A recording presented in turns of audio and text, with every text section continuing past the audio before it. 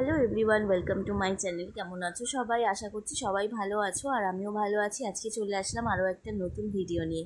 আজকে সকাল থেকে কোনো কাজবাজ আমি দেখাচ্ছি না, সব কাজবাজ করা হয়ে গেছে আর তাড়াতাড়ি করে নিয়েছি বলে ভিডিও করিনি। একেবারে রান্না থেকে ভিডিও শুরু করলাম, তো দেখতে থাকো, আশা করছি তোমাদের ভালো লাগবে।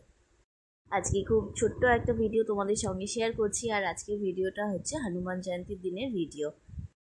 আজকে মেয়ের স্কুলও ছুটি আছে, সেই জন্য সব রান্না আমিই করছি। আর আজকে সন্ধেবেলাতে পুজো দিতে যাব, যেহেতু হনুমান জয়ন্তী, সেই জন্য বাড়িতে সব নিরামিষ রান্না হচ্ছে। আজকে মুগ ডাল করছি, আর আলু ভাজা, পটল ভাজা, শাক ভাজা, চিচিঙ্গে ভাজা সব ভাজা হচ্ছে। সব সবজিগুলো কেটে ধুয়ে নিয়ে রান্না বসিয়ে দিয়েছি, আর মা শুধু শাকটা কেটে রেডি করে দিচ্ছে। আর আজকে পুচকির তো খুব মজা, যেহেতু স্কুল ছুটি, সেই জন্য আজকের খুব খেলায়ও মন দিয়েছে। আর মা পাপি ওকে নিয়ে খেলা করছে বাইরে, সেই জন্য আমাকে ডিস্টার্ব করার লোক নেই, তাই তাড়াতাড়ি রান্নাটাও হয়ে গেল। রান্না বান্না সেরে সোজা চলে আসলাম উপরে পুজো দেওয়ার জন্য। সকাল থেকে বেশ মেঘমেঘ করছিল, আজকে নাকি আবার শুনছি বৃষ্টি হওয়ার কথা আছে। তবে জামা কাপড় খুব বেশি কাচিনি, কারণ সকালবেলায় আজকে অনেকগুলো জামা কাপড় কেচে নিয়েছিলাম।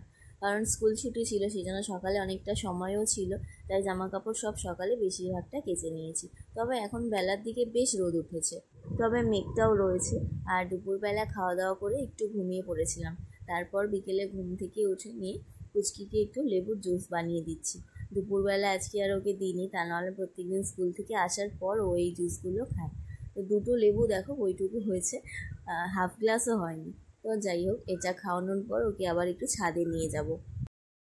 যে কোনো ফলেরই একটু জুস বানিয়ে দিলে তবেই খায়, তাছাড়া খেতে চায় না। ফলের মধ্যে শুধু কলাটা খায় ভালোভাবে, আর তাছাড়া সব জুস বানিয়ে দিলে খায়। আর একটু আঙুর আছে, এটাও আবার খেতে চায় না খুব একটা, এখন করে বকা দিয়ে খাওয়ানো শেখানো হয়েছে। তো যাই হোক, আবার একটা তোমাদের দাদাভাই অফিস থেকে আসার সময় তরমুজ এনেছে, আবার ভালো করে কাটিয়ে দেখে নিয়ে এসেছে নাকি তরমুজটা লাল।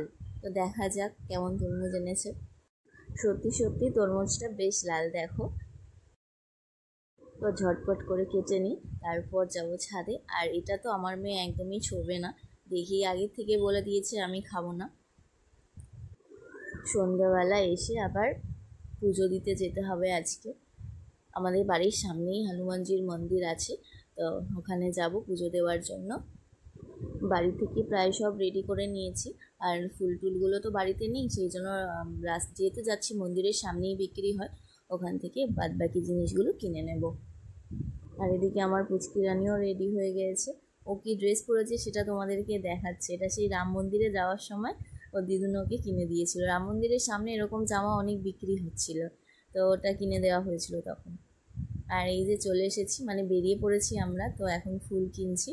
আর বাদবাকি দোকান থেকে ফুল ধূপকাঠি সব নিয়ে নিয়েছি। মন্দিরের সামনেও চলে এসেছি, এখনও ব্রাহ্মণ আসেনি।